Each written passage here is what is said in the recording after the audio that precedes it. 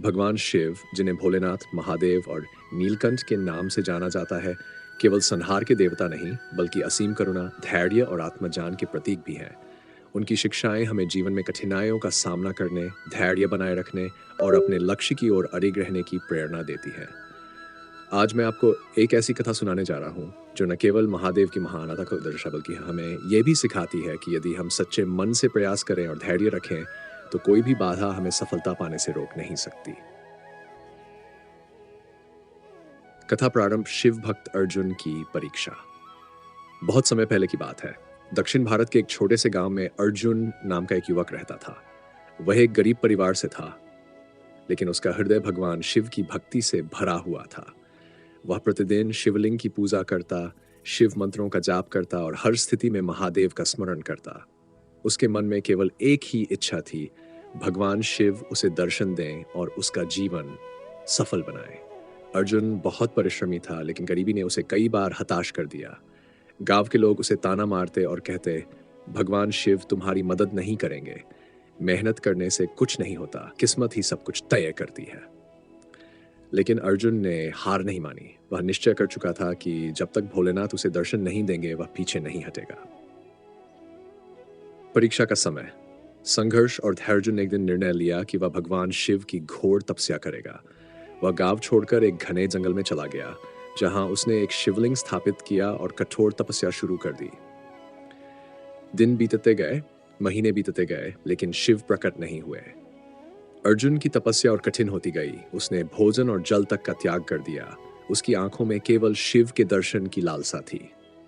एक दिन इंद्रदेव अर्जुन की परीक्षा लेने के लिए आए। उन्होंने ब्राह्मण का रूप धारण किया और अर्जुन से कहा, बेटा, तुम इतने समय से तपस्या कर रहे हो, लेकिन तुम्हें कुछ नहीं मिल रहा। इसे छोड़ दो और अपने घर वापस जाओ। अर्जुन ने उत्तर दिया, मुझे सिर्फ भोलेनाथ के दर्शन चाहिए। मैं उनकी कृपा के बिना कहीं नहीं जाऊंगा।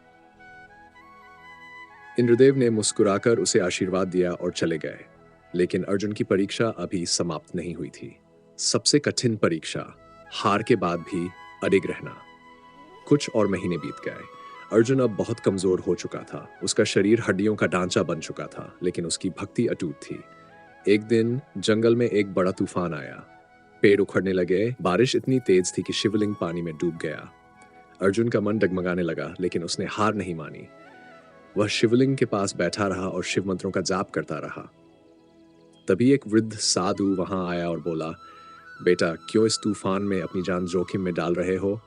भगवान को पाने के लिए इतना कष्ट सहने की क्या जरूरत है? अर्जुन ने उत्तर दिया, यदि मेरी मृत्यु भी हो जाए, तो भी मैं भोलेनाथ की भक्ति नहीं छोड़ूंगा। वृद्ध साधु मुस्कुराया और अचानक तेज प्रकाश के साथ भगवान शिव स्वयं प्रकट हो गए। शिव का वरदान और सच्ची सफलता। भगवान शिव बोले, वत्स, तुम्हारी भक्ति और धैर्य ने मुझे प्रसन्न कर दिया है। जो व्यक्ति अपनी आस्था पर इतना अडिग रह सकता है, उसे कोई भी शक्ति हरा नहीं सकती। मांगो, क्या वरदान चाहिए? अर्जुन की आंखों में आंसू आ गए।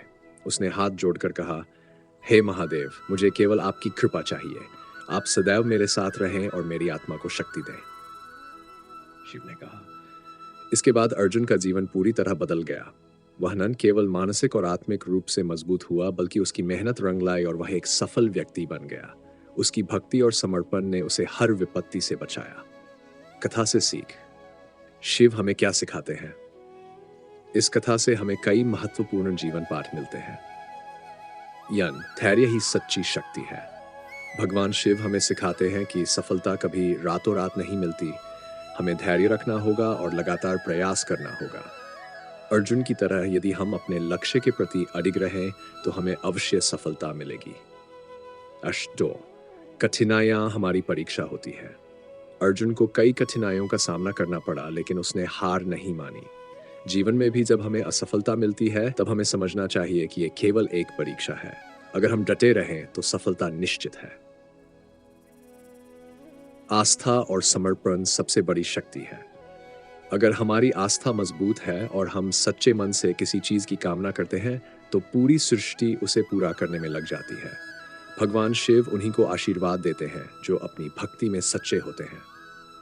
कर्म और भक्ति का संतुलन जरूरी है।